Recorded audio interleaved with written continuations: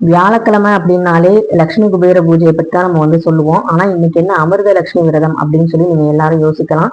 So இது நிறைய பேருக்கு தெரிஞ்சிருக்கலாம், ஒரு சிலருக்கு தெரியாமலும் இருக்கலாம். இன்னைக்கு வியாழக்கிழமை லட்சுமி குபேர பூஜை செய்யும் போது உங்களுக்கு இதனுடைய பலன் வந்து கிடைக்கும். இதை பத்தி தெரிஞ்சுக்கிட்டீங்கன்னா இன்னமும் நீங்க அதிகமா வந்து ஒரு நம்பிக்கையோட செய்வீங்க அப்படிங்கிறதுக்காக தான் இந்த வழிபாடு. எல்லாமே ஒண்ணுதான், லட்சுமி பூஜைனாலும் ஒண்ணுதான், அமிர்த லட்சுமி விரதம்னாலும் ஒண்ணுதான், குபேர பூஜைனாலும் ஒண்ணுதான்.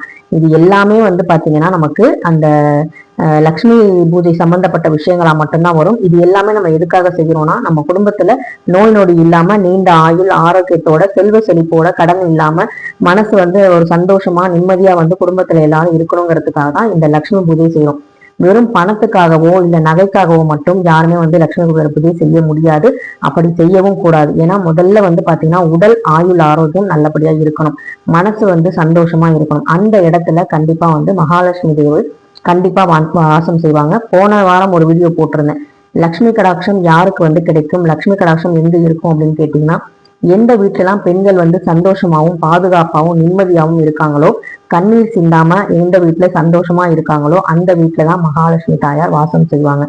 அப்ப வந்து நான் வந்து கணவன்மார்களுக்கு போன தடவை நான் சொல்லியிருந்தேன், அவங்களுக்கு பிடித்த விஷயங்கள், அவங்களுக்கு வந்து ஒரு மதிப்பு மரியாதை இதெல்லாம் நம்ம வந்து செய்யும் பொழுது எந்த வீட்டுல பெண்களுக்கு அந்த வாய்ப்புகள்லாம் கிடைக்குதோ அந்த பெண்கள் வீட்டுல கண்டிப்பா மகாலட்சுமி தாயார் வாசம் செய்வாங்க. ஸோ இது வரைக்கும் இதை பழக்கப்படுத்தலைனாலும் இனிமே நீங்க செஞ்சு பாருங்க. உங்க வீட்டுல அவங்களுடைய அழுகை வந்து கம்மியாகும், அவங்க கஷ்டங்கள் வந்து குறைய குறைய மகாலட்சுமியோட ஆசீர்வாதம் உங்க வீட்டுல அதிகமா இருக்கும். அதோட மட்டும் இல்லாம கடன் பிரச்சனை தீரும், செல்வ செழிப்போட நீங்க வந்து இருக்கிறதுக்கு நிறைய வாய்ப்புகள் இருக்கு. இப்ப வந்து அமிர்தலட்சுமி விரதம் அப்படிங்கிறது ஆஷாட மாதத்துல வரக்கூடிய, அதாவது ஆணி மாதத்துல வரக்கூடிய அமாவாசைக்கு அடுத்து வரக்கூடிய திருதியை நட்சத்திரத்தம் திருதியை திதியில வர்ற அந்த நாளதான் வந்து நம்ம அமிர்தலட்சுமி விரதம் அப்படின்னு சொல்றோம். இந்த திருதியை அப்படிங்கும் போது உங்களுக்கு ஞாபகம் வரும், அக்ஷய திருதியையும் சித்திர மாதத்துல அமாவாசை முடிஞ்சு வரக்கூடிய அந்த திருதியை திதியில நிறைய பேர் வந்து தங்கம் வாங்கினா நல்லது, தங்கம் வாங்கினா நிறைய சேரும் அப்படின்னு சொல்லுவாங்க இல்லையா. அந்த திருதியை திதி இன்னைக்கு ஆஷாட மாதத்துல அமாவாசைக்கு வளர்பிறையில வரக்கூடிய இந்த ஒரு திதியில நம்ம வந்து இந்த வழிபாடு செய்யும் பொழுது நமக்கு நிலையான செல்வம் வந்து நம்ம வீட்டுல இருக்கும். செல்வம் அப்படின்னா வெறும் பணம் காசு மட்டும் இல்ல, நிம்மதி சந்தோஷம், நமக்கு வந்து ஒரு கடன் இல்லாத வாழ்க்கை, ஆயுள் ஆரோக்கியம், இது எல்லாமே சேர்த்து அமைதியான ஒரு சூழல் நம்ம வீட்டுல ஏற்படுறதுக்கு தான் இந்த ஒரு விரதத்தை செய்யறாங்க. விரதம் அப்படின்னோடனே ரொம்ப வந்து நம்ம பச்சை பட்டினி விரதமா இருக்கணும் அப்படிங்கிற மாதிரிலாம் விஷயங்கள்லாம் கிடையாது. நீங்க எப்பவும் போல இப்ப காலையில குளிச்சிருப்பீங்க, வீடு வாசலாம் சுத்தமா தான் இருக்கும். ஏன்னா நாளைக்கு வந்து நம்ம வந்து குலதெய்வத்தை வந்து அழைக்க போறோம்.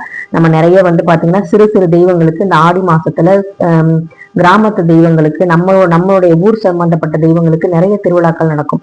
ஆடி 1 அப்படின்னா நிறைய பேர் குலதெய்வம் கோயிலுக்கு போவாங்க, நிறைய விசேஷங்கள் நடக்கும். அப்ப நம்மளால லட்சுமி குபேர பூஜை செய்ய முடியாது அப்படின்னு நீங்க நினைச்சீங்கன்னா இந்த ஒரு அமிர்த லட்சுமி விரதம் அப்படிங்கிற இந்த நாள்ல தவற விடாம செய்யுங்க. ஆல்ரெடி நீங்க லட்சுமி குபேர பூஜை வந்து வியாழக்கிழமை செய்றீங்க அப்படின்னா ரொம்பவே சந்தோஷம். இந்த ஒரு நாளை தவற விடாம கண்டிப்பா செய்யுங்க.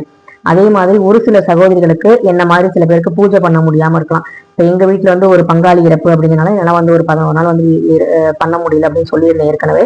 அந்த மாதிரி சில பேருக்கு மாதவிடாய் வந்து இருக்கும், அவங்க வந்து கவலைப்படவே தேவையில்லை. மாசம் மாசம் வரக்கூடிய வளர்பிறையில வரக்கூடிய அந்த திருதியை திதியை வந்து பார்த்து வச்சுக்கோங்க. அதுல வந்து நீங்க வந்து பண்ணலாம், இல்லைன்னா வெள்ளிக்கிழமை கூட நம்ம பண்ணிக்கலாம், ஒன்றும் தவறு கிடையாது. ஸோ அதனால மாதவிடாய் அப்படிங்கிறது அந்த அம்பாலே வந்து பாத்தீங்கன்னா பெண் தான். பெண் தெய்வங்களுக்கு தெரியும் ஒரு பெண்ணுடைய கஷ்டம் என்ன, அந்த பெண் வந்து எப்படி வந்து மாதவிடாய் காலத்துல எவ்வளவு வந்து இதா இருப்பாங்கன்னு தெரியும். அதனால நீங்க அதுக்காக வருத்தப்பட வேணாம், சந்தோஷமா வந்து இருங்க. அடுத்த வியாழக்கிழமை இல்ல வெள்ளிக்கிழமை நீங்க பூஜை வந்து செய்யலாம். ஸோ இந்த பூஜைக்கு என்ன பண்ணணும் அப்படின்னா, ஒரு மேடை வந்து ஒரு மனை வந்து ரெடி பண்ணி வச்சுக்கோங்க. அதுல மகாலட்சுமி தாரோட சிலை இருக்கு, விக்கிரகம் இருக்கு, இல்ல வந்து போட்டோ இருக்கு, எது இருக்கோ லட்சுமி குபேர பூஜைக்கு நீங்க என்ன பண்ணுவீங்களோ அதே மாதிரி ஒரு போட்டோ எடுத்து வச்சுக்கோங்க. விக்கிரகம் இருந்தா விக்கிரகம் வச்சுக்கோங்க. விக்கிரகம் இருக்கும் போது அவங்களுக்கு அபிஷேகம் பண்ணலாம். ஒரு குங்குமத்தால, மஞ்சளால, பாலால, ஒரு 3 பொருட்களால உங்களால முடிஞ்சதை நீங்க வந்து அபிஷேகம் பண்ணலாம். போட்டோ வச்சிருந்தீங்க அப்படின்னா தொடச்சிட்டு மஞ்சள் குங்குமம்லாம் வச்சுட்டு அவங்களுக்கு நடுவுல ஒரு சின்ன குத்து விளக்கு இல்ல பெரிய குத்து விளக்கு தான் இருக்குன்னா 5 முக தீபம் வந்து ஏற்றணும். அந்த பச்சரிசி மாவுனால தாமரை பூ கோலம் போட்டுட்டு தாமரை மேல அந்த 5 முக குத்து விளக்க, சின்னதா இருந்தாலும் சரி கொஞ்சம் மீடியம் சைஸா இருந்தாலும் சரி, அந்த குத்து விளக்க நல்லா வந்து நெய் விட்டு 5 முகங்களும் ஏற்றி அதுக்கு வந்து பூ சாற்றி நீங்க வந்து அந்த அந்த விளக்குல மகாலட்சுமி தாயாரே வந்து இருக்கிற மாதிரி நம்ம வந்து நினைச்சு நம்ம வந்து வழிபாடு செய்யணும். அப்படி நீங்க செய்யும் பொழுது லட்சுமி குபேர பூஜையும் சேர்ந்து செய்யலாம். ஒரு தட்டுல வந்து நாணயங்களை வந்து எடுத்து நீங்க வந்து ஓம் ஸ்ரீ மகாலட்சுமி நமக அப்படிங்கிற மகாலட்சுமி நாமங்களை 108 முறை ஃபர்ஸ்ட் சொல்லிட்டு முதல்ல வந்து குலதெய்வத்தை வேண்டிக்கோங்க. அப்புறம் விநாயகர் பெருமானை வேண்டிக்கிட்டு அதுக்கப்புறமா மகாலட்சுமி போற்றியை சொல்லிட்டு அப்புறமா வந்து சில்லறை அர்ச்சனைகளால நீங்க வந்து லட்சுமி குபேர போற்றின்னு சொல்லி நீங்க வந்து போற்றிகள் வந்து என்ன சொல்லுவீங்களோ அதை வந்து சொல்லலாம். இப்ப நீங்க குத்து விளக்குக்கு வந்து நீங்க வெறுமனா 108 போட்டு சொல்லாம குங்கும அர்ச்சனை கூட பண்ணலாம். ஏன்னா நாளைக்கு வந்து பாத்தீங்கன்னா உங்களால ஆடி மாசம் 1ஆம் தேதி நீங்க வந்து ரொம்ப வேலையா இருக்கீங்க, கோவிலுக்கு சாயங்காலம் போறீங்க அப்படின்னா குங்கும அர்ச்சனை பண்ண முடியலன்னா இன்னைக்கு சாயங்காலம் இந்த அமிர்தலட்சுமி விரத நாள் அன்னைக்கு இந்த குங்கும அர்ச்சனை செய்வது அப்படிங்கிறது ரொம்ப ரொம்ப நல்லது. சாயங்காலம் ஒரு 5:45 போல நீங்க விளக்கேற்றி வழிபாடு செஞ்சீங்க அப்படின்னா நாளைக்கு நீங்க ஆடி 1க்கான ஸ்பெஷலான பூஜைகளும் வந்து நல்லபடியா செஞ்சிடலாம். இந்த குங்குமத்தை நாளைக்கு காலையில உங்க கணவர் கையால நீங்க வந்து வச்சுக்கிறது ரொம்பவே சிறப்பு வாய்ந்தது. ஸோ அதனால உங்களுக்கு எந்த மாதிரி பூஜைகள் வந்து எப்படி பண்ண முடியும் அப்படின்னு நினைக்கிறீங்களோ அந்த மாதிரி பண்ணுங்க. லக்ஷ்மி குபேர பூஜை செய்யறவங்க தொடர்ந்து வந்து செய்யுங்க. அதோட சேர்த்து ஒரே ஒரு குத்து விளக்கு.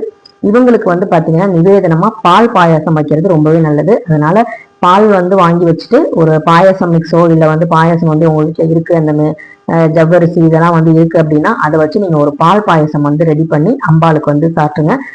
அதாவது மாசம் பிறக்கிறதுக்கு முதல் நாளே வந்து நம்ம லட்சுமி தாயாரை வந்து வரவேற்கிற மாதிரி ஒரு அமைப்பு நமக்கு வருது. அப்படிங்கும் போது நம்ம வந்து இன்னும் சந்தோஷமா அதை வந்து செய்யலாம். இன்னைக்கு நாளே வந்து நீங்க லட்சுமி தாயாரை அழைச்சி நல்லபடியா இருக்கும்போது மாச பிறப்பு அன்னைக்கு நம்ம வீட்டுல ஒரு பாசிட்டிவான எனர்ஜி இருக்கும். அது மட்டும் இல்லாம இந்த ஒரு விஷயத்த வெற்றிலை தீபம் அப்படிங்கிறது நம்ம முருகனுக்கு ஏற்றுவோம் இல்லையா, அதே மாதிரி அந்த வெற்றிலை விஷயத்த வச்சு மகாலட்சுமியை வந்து உள்ள அழைக்கிறதுக்கு ஒரு தீபத்தை நான் சொல்றேன். வெற்றிலை மேல மஞ்சள் குங்குமம் வச்சு அது மேல ஒரு சின்ன அகல் விளக்கு, அதுல நெய் விட்டு மஞ்சள் திரி போட்டு அதுல வந்து நிலைவாசலுக்கு உள்புறமா, அதாவது நிலைவாசலுக்கு வெளியல்ல உள்புறமா கிழக்க பார்த்து அந்த விளக்கு வந்து எரிய மாதிரி வச்சு நீங்க வந்து அந்த மகாலட்சுமி தாயே வருக அப்படின்னு சொல்லி ஒரு 23 முறை நிலைவாசல்ல இருந்து அம்பாளை வந்து நீங்க வந்து அழைக்கிறீங்க வீட்டுக்குள்ள.